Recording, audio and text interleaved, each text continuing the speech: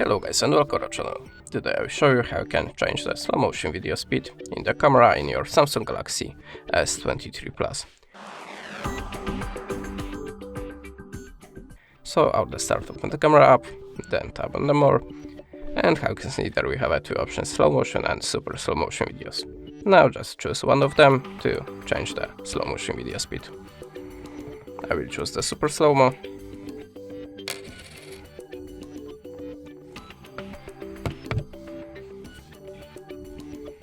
And this is the super slow-mo.